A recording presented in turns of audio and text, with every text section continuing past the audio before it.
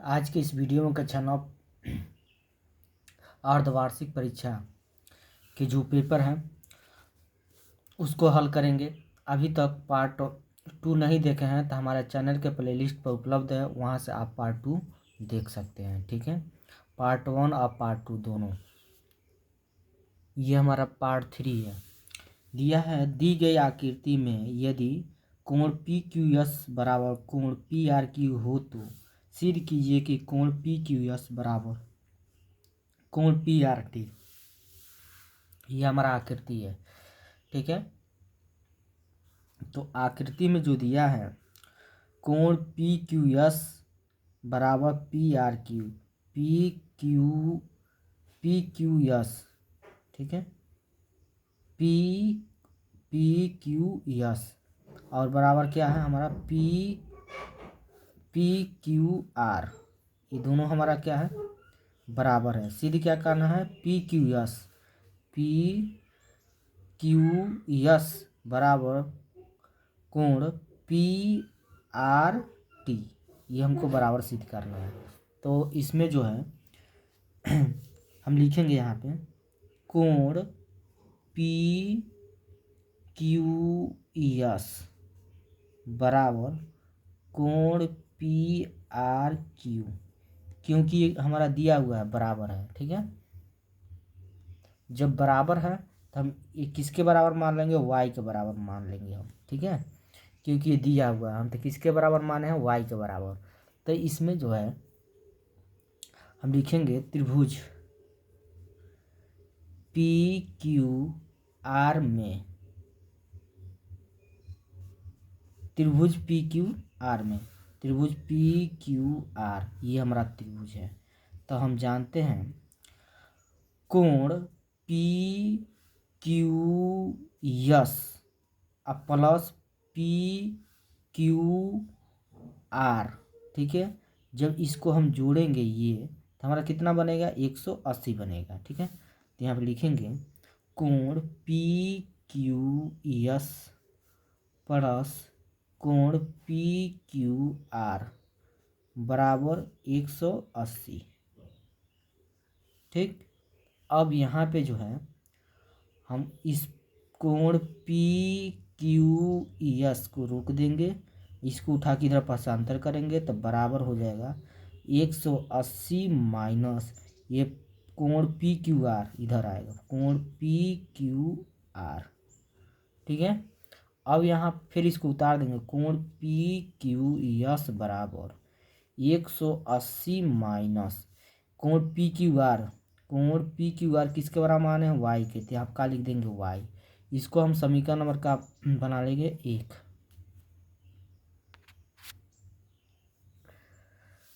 अब इसके बाद से हम फिर त्रिभुज पुनः लिखेंगे, पुनः त्रिभुज पी क्यू आर में फिर यहाँ पे जो है हम लिखेंगे कोण पी आर टी प्लस कोण पी आर क्यू। जैसे हमारे ये वाला हुआ है उसी तरह इधर हम चलेंगे, तो लिखेंगे कोण पी आर टी, कोण पी आर टी ये कोण प्लस इधर वाला कोण पी आर क्यू प्लस कोण पी आर क्यू बराबर कितना हो जाएगा हमारा 180 के। ठीक है, अब मान रखेंगे हम, तो यहाँ पे लिखेंगे कोण पी आर टी बराबर 180 माइनस इधर आएगा कोण पी आर क्यू। फिर इसको उतारेंगे, कोण पी आर टी बराबर 180 माइनस, अब इसको हम क्या मान लेंगे, y। ये हमारा क्या है, किसके बराबर है, कोण P Q P R Q किसके बराबर है, वाई के। ठीक है, तो यहाँ का मान लेंगे वाई। तो यहाँ पे जो है इसको समीकरण नंबर हम का मान लेंगे 2। अब समीकरण 1 और समीकरण 2 से हम देखेंगे, अब लिखेंगे समीकरण 1 व समीकरण 2 से क्या है, अस्पष्ट है।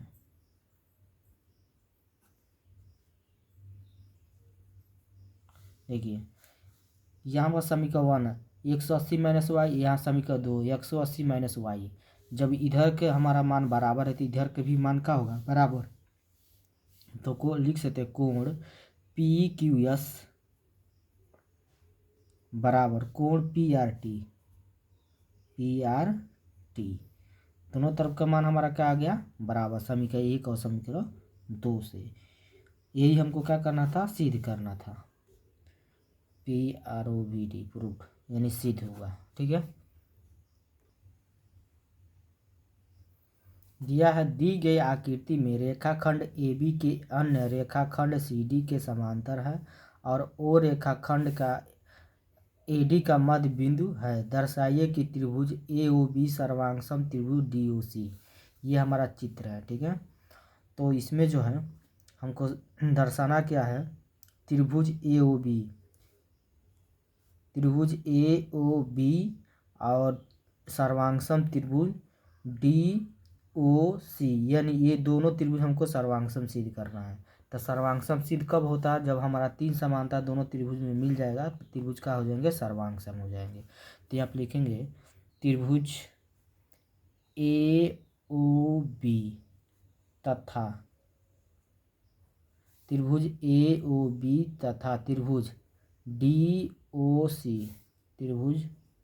DOC में।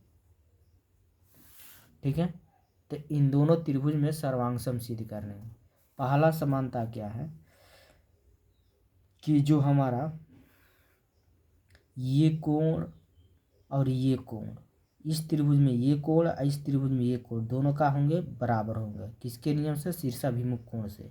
ठीक है, तो यहाँ पे लिखेंगे कोण AOB बराबर कोण DOC। त्रिभुज AOB बराबर त्रिभुज DOC। तो यहाँ पे रीजन लिखेंगे शीर्षाभिमुख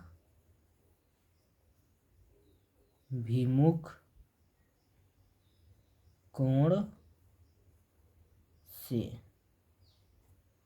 ठीक है, अब पहला समानता मिल गया। दूसरा समानता क्या है हमारा, इस त्रिभुज में AO और इस त्रिभुज में हमारा OD, ये हमारा क्या है बराबर है। लिखेंगे AO बराबर OD, ये और ये बराबर है। ठीक है, तो यहाँ लिख देंगे दिया है। अगला को समानता मिल गया, 2 समानता। तीसरा का समानता क्या है कि इस त्रिभुज में हम ये और इस त्रिभुज में ये, इस त्रिभुज में कोण A और इस त्रिभुज में कोण D बराबर है। कोण A बराबर कोण D क्यों बराबर है, तो एकांतर कोण से। देखिए किस आकार का बन रहा है हमारा, तो Z का आकार का बन रहा है, तो एकांतर कोण से। ठीक है, को समानता मिल गया, 3 समानता मिल गया। ये दोनों त्रिभुज हमारे क्या हो गए, सर्वांगसम हो गए। तो त्रिभुज AOB सर्वांगसम त्रिभुज DOC। ठीक है, सिद्ध हुआ।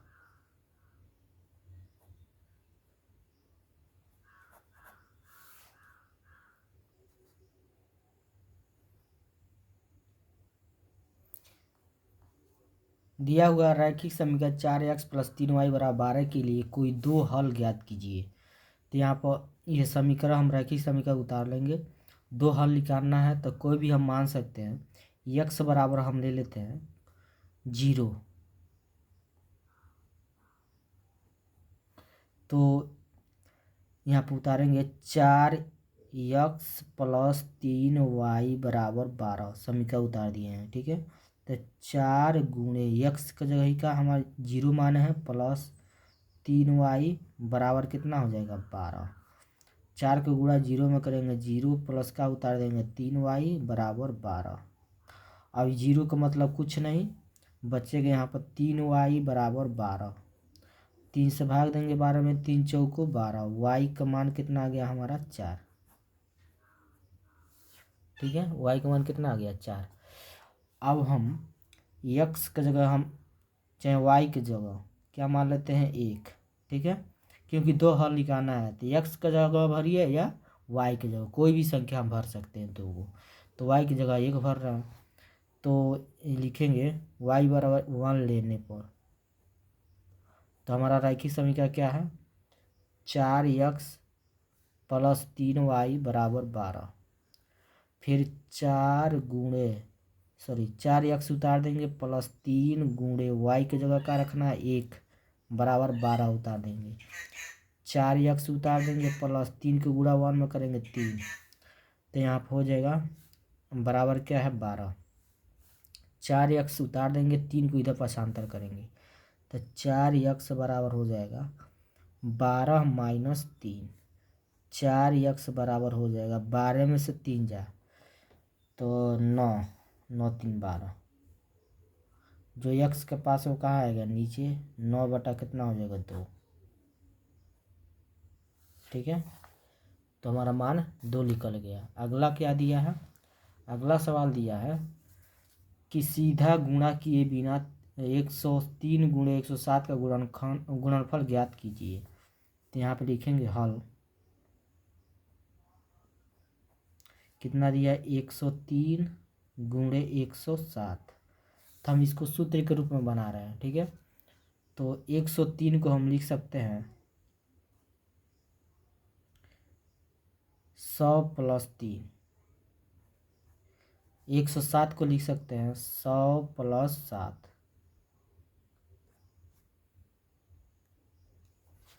अब इसको हम 100 को यक्स मान रहे हैं, यक्स प्लस इसको ए, फिर 100 को यक्स, 7 को क्या मान लेंगे बी। ये हमारा सूत्र बन गया। एक कोष्टक में यक्स प्लस ए, दूसरे कोष्टक में यक्स प्लस बी बराबर सूत्र होता है यक्स स्क्वायर प्लस कोष्टक में A plus B x plus A B. ये हमारा सूत्र होता है। ठीक है, हम मान रखेंगे यक्स की जगह का हो जाएगा हमारा 100 स्क्वायर है तो स्क्वायर हो जाएगा, प्लस ए की जगह कितना हो जाएगा 3, प्लस बी की जगह का कितना हो जाएगा 7, यक्स की जगह कितना हो जाएगा 100, प्लस ए की जगह कितना हो जाएगा 3 गुणे बी की जगह कितना हो जाएगा 7। अब 100 के ऊपर 2 घात है तो 100 को गुणा को ओवर कराएंगे 2 बार तो 10,000 होगा। ठीक है, प्लस और 3 को गुणा 100 में करेंगे 300, प्लस 7 को गुणा 100 में करेंगे 700, प्लस 3 सत्ते 21। सब एक साथ क्या करेंगे जोड़ेंगे 10,000 और उसके बाद 300, 700, उसके बाद 21, 1 2 7 3 10 के 0 हासिल 1, 0 में 1 जोड़ेंगे 1 1, 11 0 21। ठीक है, यही क्या हो जाएगा हमारा आंसर हो जाएगा इसका। अगला दिया दिखाइए कि संख्या रेखा पर रूट 5 को किस प्रकार निरूपित किया जा सकता है। ठीक है, अब इसको हमको बताना है संख्या रेखा पर। तो सबसे पहले रूट में जो 5 दिया है, कितना दिया है रूट में 5, तो हम 5 सेमी की एक रेखा इसे खींच लेंगे, जितना दिया रहेगा उतना 5 सेमी का। हम इस बिंदु को ए मान लेंगे और इस बिंदु को क्या मान लेंगे बी, और फिर इस बिंदु बी से 1 सेमी और बढ़ा देंगे, बिंदु सी मान लेंगे। ठीक है, अब क्या करेंगे ए और सी का आधा से अधिक माप लेंगे यहाँ पे, तो एक चाप यहाँ पर लगाएंगे और एक चाप यहाँ पे। ठीक, फिर बिंदु बी से हम एक चाप यहाँ पर लगाएंगे, फिर एक चाप कहाँ लगाएंगे यहाँ पर लगाएंगे। ठीक है, तो फिर इसको ऐसे हम क्या करेंगे मिला देंगे, तो यहाँ बिंदु ओ हम नाम दे देंगे इस बिंदु का। अब फिर ओ सी त्रिज्या ले लेंगे, ओ से त्रिज्या। तो सुई का नोक, हम प्रकार का सुई का नोक यहाँ पर रखेंगे, अब पेंसिल का नोक यहाँ पर है। एक ऐसे हम अर्धवृत्त बनाएंगे।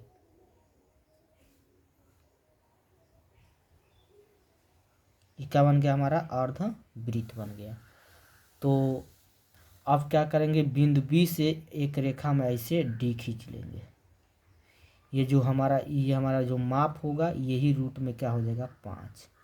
ठीक है, इसका रचना लिख देंगे, यही क्या हो जाएगा? हमारा आंसर हो जाएगा।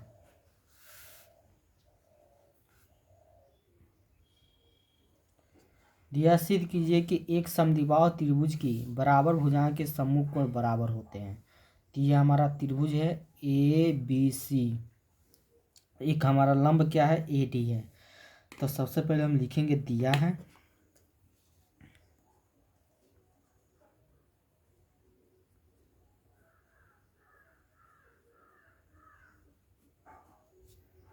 दिया हुआ क्या है?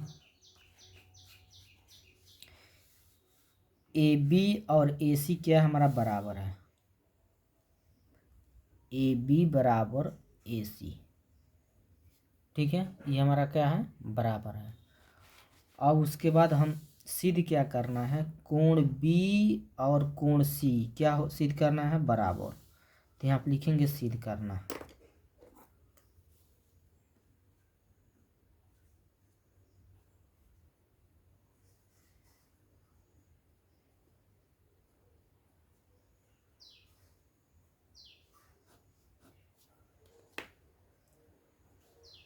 कोण बी बराबर कोण सी, ये हमको सिद्ध करना है। अब उसके बाद हम रचना लिखेंगे।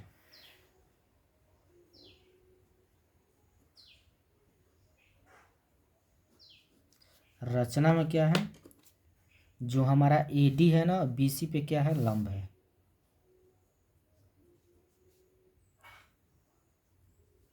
ये हमारा रचना हो गया। अब इसके बाद क्या लिखेंगे? उपपत्ति।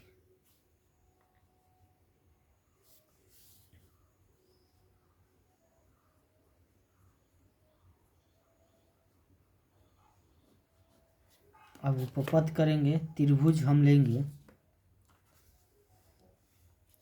ए बी डी, और एक त्रिभुज ले लेंगे ए डी सी। त्रिभुज ए बी डी तथा त्रिभुज ए डी सी में। ठीक है, अब दोनों त्रिभुज को हम क्या करना है? सर्वांग समसिद्ध करना है। तो पहला जो समानता है, इस त्रिभुज में ए बी और इस त्रिभुज में जो ए सी क्या है? हमारा बराबर है।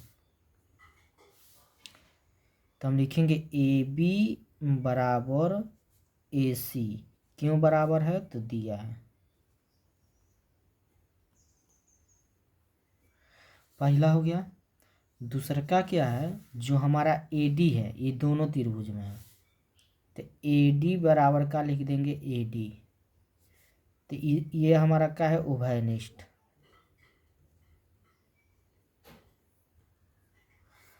दो समानता मिल गया। तीसरा का समानता क्या है?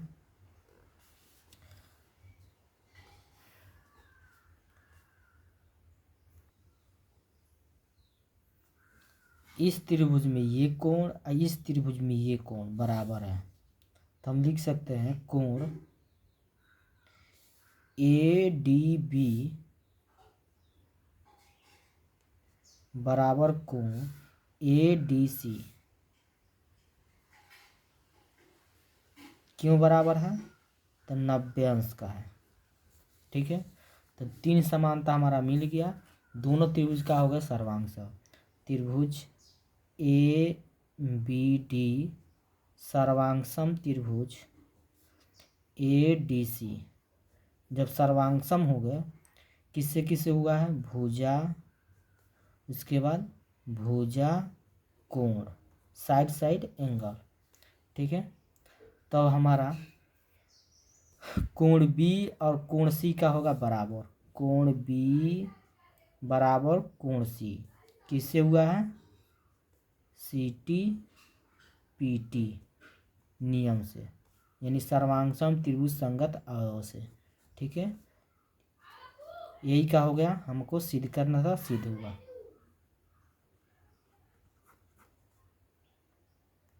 अगला सवाल दिया है, गुणनखंड ज्ञात कीजिए। 8x³ plus 36x² plus 54xy² plus 27y³।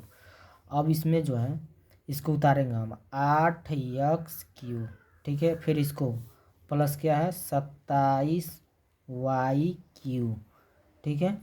अब उसके बाद से हम इसको उतारेंगे प्लस 36x² अब प्लस क्या है 54xy²। क्या किए हैं, व्यवस्थित किए हैं, समझिए। इसको यहाँ पर उतारे हैं, फिर इसको यहाँ पर, फिर इसको यहाँ पर, फिर इसको यहाँ पर, ठीक है।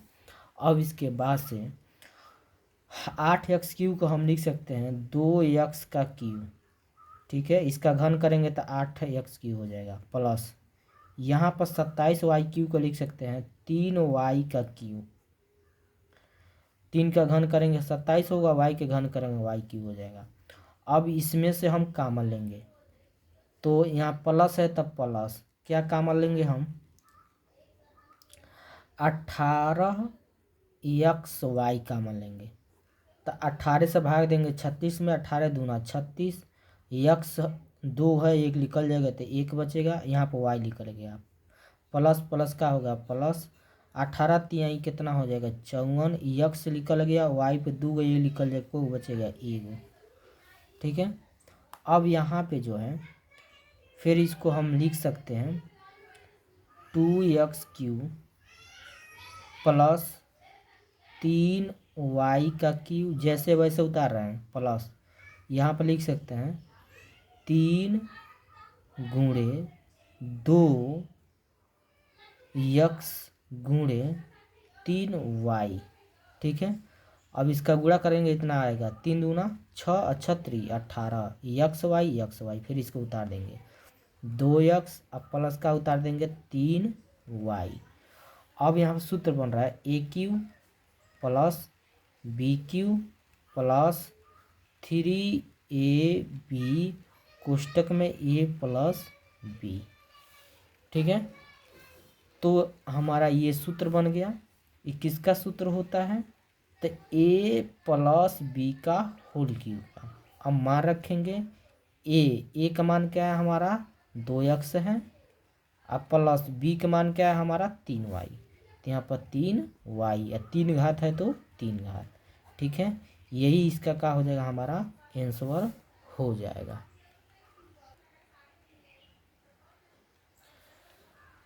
दिया है 0.47 के ऊपर बार दिया को p/q के रूप में व्यक्त कीजिए, जहाँ p और q क्या है पूर्णांक है तथा q जो है 0 के बराबर नहीं है। तो हमको इसको p/q के रूप में बताना है। तो सबसे पहले आप लिखेंगे हल, हल लिखने के बाद से कितना दिया है 0.47 के ऊपर बार। तो अब इसको हमको p/q के रूप में बताना है। तो p/q के रूप में कब होगा, हम मान लेंगे, माना पहले इसको उतारिए, इसको हम लिख सकते हैं 0.4747 डैश डैश डैश, ठीक है। क्योंकि जो हमारा 47 है बार बार आ रहा है, इसको ऐसे लिख सकते हो। अब मानेंगे, माना x बराबर 0.4747 डैश डैश डैश, ठीक है, x के बराबर माने। अब हम क्या करेंगे, जो हमारा दो संख्या है जो बार बार आ रहा है, तो दोनों पक्षों में को से गुणा करेंगे 100 से, दोनों पक्षों में 100 से गुणा करने पर, तो 100 से गुणा करेंगे तो 100 गुणे कितना हो जाएगा x बराबर 100 गुणे, फिर इसको उतार देंगे, कितना दिया है 100 से इसमें गुणा किए हैं x में, फिर इसमें भी को से गुणा किए हैं 100 से, 100 गुणे 0.47 4 7 4 7 डैश डैश डैश। अब यहाँ पे 100 को गुणा यक्स में करेंगे, 100 यक्स होगा बराबर। अब 100 के गुणा इसमें करेंगे तो 2 को 0 है तो ये दशमलव खसक के यहाँ पर आएगा 2 स्थान के बाद 4 7 के नीचे में, तो यहाँ पे हो जाएगा 4 7 दशमलव 4 7 फिर 4 7 डैश डैश डैश। अब इसके बाद से इसको हम समीकरण 1 मान लेंगे, इसको समीकरण नंबर का मान लेंगे 2। अब समीकरण 2 में से समीकरण 1 को घटाएंगे तो यहाँ पर लिखेंगे समीकरण 2 माइनस समीकरण 1। समीकरण 2 क्या है हमारा, 100 यक्स बराबर 47.474747 डैश डैश डैश। अब फिर हमारा समीकरण 2 हो गया। समीकरण 1 क्या है, यक्स बराबर कितना दिया है 0.474747 डैश डैश डैश। और घटाएंगे तो माइनस है, प्लस है तो माइनस, ये 0 होगा, ये 0 0 0 0 0 घटाएंगे सब, 7 में 7 या 0 4 में 4 ऐसे घटाएंगे 0 होगा, दशमलव के सामने दशमलव। आज यहाँ 4 7 में से 0 घटाएंगे 4 7 आएगा हमारा बराबर 100 यक्स में से एक यक्स घट जाएगा तो 999 यक्स 99 यक्स केवल बचेगा। 100 यक्स में से एक यक्स 99 यक्स, ठीक है। ये इसका मतलब कुछ नहीं, ठीक है। तो यहाँ पर हो जाएगा 99 यक्स बराबर 4 7, जो यक्स के पास वो कहाँ आएगा नीचे, 4 7 बटा कितना हो जाएगा 99, यही का हो जाएगा हमारा आंसर हो जाएगा।